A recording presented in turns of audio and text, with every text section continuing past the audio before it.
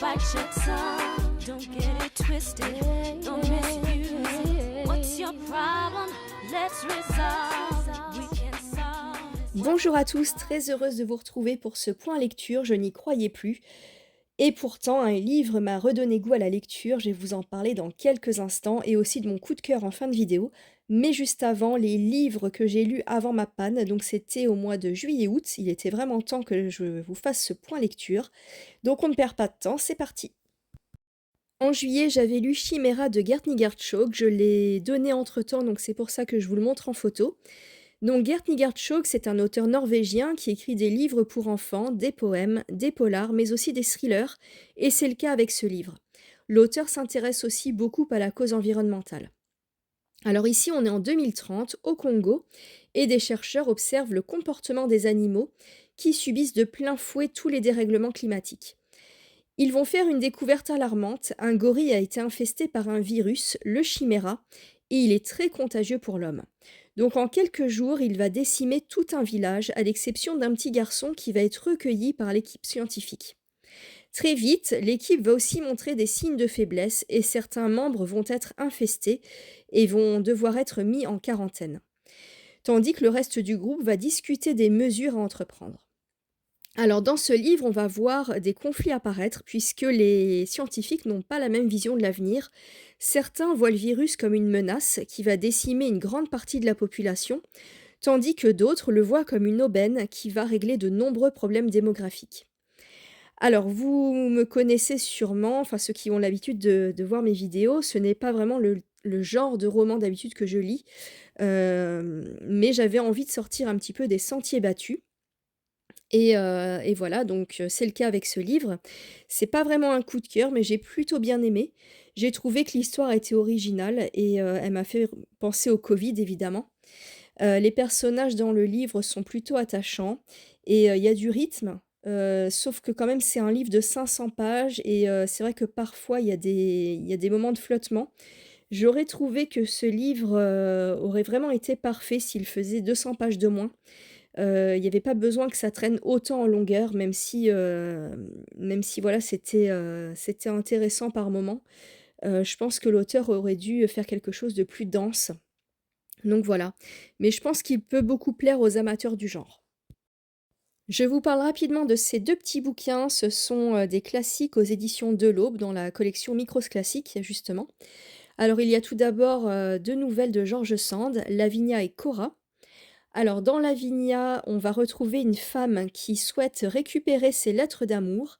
Elle les avait envoyées à son ancien amant, mais celui-ci est sur le point de se marier avec une autre, et elle va insister pour qu'elle lui ramène en personne. Donc, on va voir pourquoi elle insiste très lourdement pour revoir son ancien amant, qu'il avait d'ailleurs lâchement abandonné quelques années auparavant. Donc, est-ce que c'est une ruse pour le reconquérir ou alors une façon de se venger? Donc j'ai trouvé ça, vraiment, truculent. J'ai adoré cette nouvelle. Si vous avez l'occasion de la lire, n'hésitez pas. J'ai adoré la fin, qui est plutôt inattendue et surtout la plume de George Sand qui est vraiment délicieuse. Donc si vous avez l'occasion de lire Lavinia, courez, n'hésitez pas. Cora, j'ai beaucoup moins bien aimé, c'était une histoire d'amour à sens unique. On y retrouvait George qui était, fou amoureux de Cora justement, l'héroïne principale. Mais Cora n'en avait que faire, donc c'est une histoire, très courte, beaucoup moins développée que Lavinia, donc j'ai beaucoup moins bien aimé. Ensuite, La jeune vampire et autre histoire, donc c'est un recueil de nouvelles. Donc il y a différents textes. Il y a par exemple, un texte d'Edgar Allan Poe qui est traduit par Baudelaire, sur une certaine Bérénice et ses magnifiques dents. Il y a aussi un texte de Wells, La floraison de l'étrange orchidée. Forain de Jean Lorrain et ensuite il y a un texte un peu plus long qui est La jeune vampire de Rosny. Donc ce sont 4 textes sympathiques mais pas transcendants, enfin j'ai pas été transportée plus que ça. Peut-être que ça peut être bien à lire à des enfants ou des adolescents, mais pour ma part, j'ai pas été, séduite, outre mesure. Donc voilà, peut-être à lire, pendant la période, d'Halloween, ça peut être sympathique mais sans plus. Sa seule épouse de Pis Mehdi aux éditions de l'Aube. Alors dans ce livre, on est au Ghana et le roman s'ouvre sur une cérémonie de mariage un peu particulière, puisque le principal intéressé est absent. Donc on va apprendre au fil des pages qu'il est déjà marié et père d'une petite fille, mais que sa famille ne valide pas du tout sa première union, et c'est pour cela qu'elle lui a trouvé une nouvelle épouse. Donc bien sûr, la mariée l'apprend une fois qu'il est trop tard, et elle ira de déconvenue en déconvenue tout au long du récit. Elle va devoir avaler sa fierté face à un mari, à l'attitude plus qu'ambiguë et va par la suite se réfugier dans sa passion qui est la couture, puisqu'elle rêve de devenir styliste et son nouveau statut d'épouse peut lui permettre de réaliser son rêve.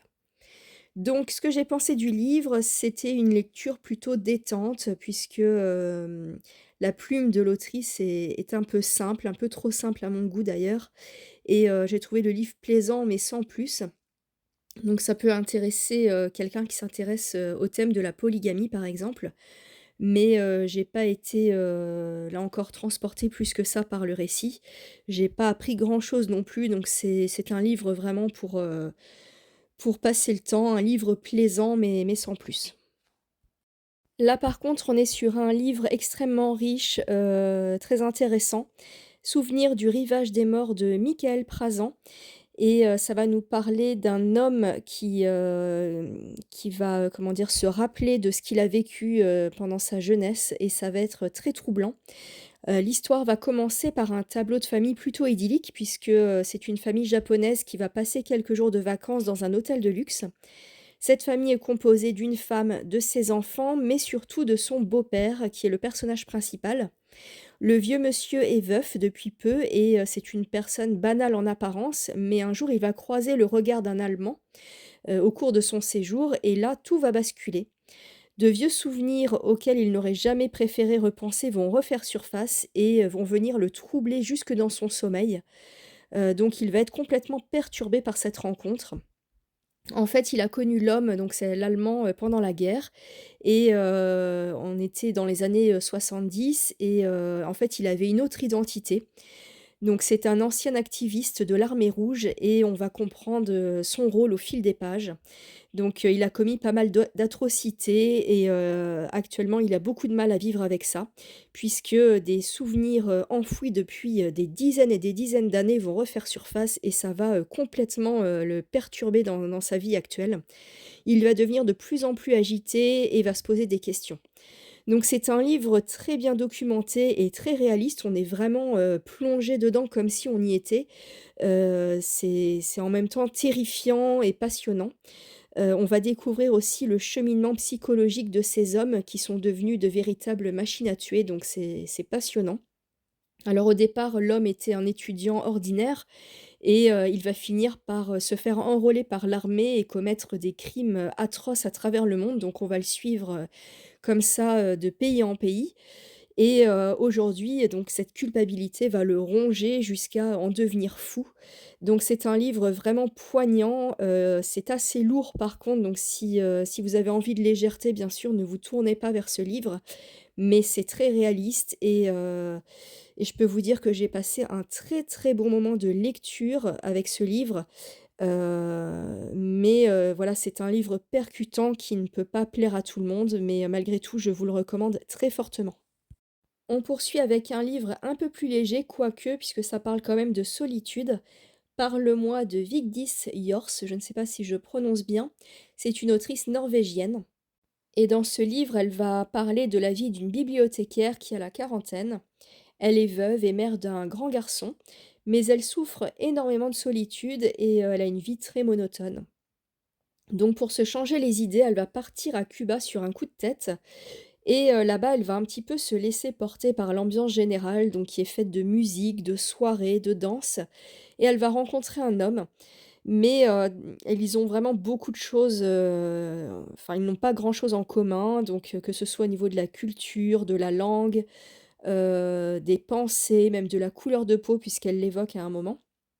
Donc il y a beaucoup de choses qui les séparent et en même temps, elle est très méfiante puisqu'elle, elle a l'impression que l'homme, enfin, elle ne sait pas s'il est là pour les papiers ou parce qu'il a vraiment un véritable coup de cœur pour elle, donc elle se pose tout un tas de questions. Il y a beaucoup de choses qui, finalement la retiennent pour, vivre cet amour pleinement et on a l'impression que, en ayant fui, cette solitude, finalement, cette solitude la rattrape puisque même dans son couple, elle se sent, esseulée. Donc j'ai trouvé que c'était un portrait de femme, très bien fait, intéressant. C'est un véritable sujet de société puisque de nombreuses femmes se retrouvent, seules passé la quarantaine, donc j'ai trouvé ça, plutôt bien amené, plaisant à lire, mais ce n'est pas un coup de cœur. Qui de mieux qu'Annie Ernaux pour vous soulager d'une panne de lecture? Alors c'est Mission accomplie avec La femme gelée, j'ai beaucoup aimé, une très, très bonne lecture. C'est un roman autobiographique qui est centré sur son enfance, mais aussi sur sa vie de femme. Donc on va la retrouver, mariée et mère de 2 enfants. Donc c'est un livre qui se déroule pour moi en 2 parties, donc l'enfance au départ. J'ai moyennement aimé cette partie parce que j'ai trouvé que ça faisait un peu redite avec Les armoires vides que j'avais lu il y a très peu de temps. Donc j'ai pas savouré pleinement, cette partie.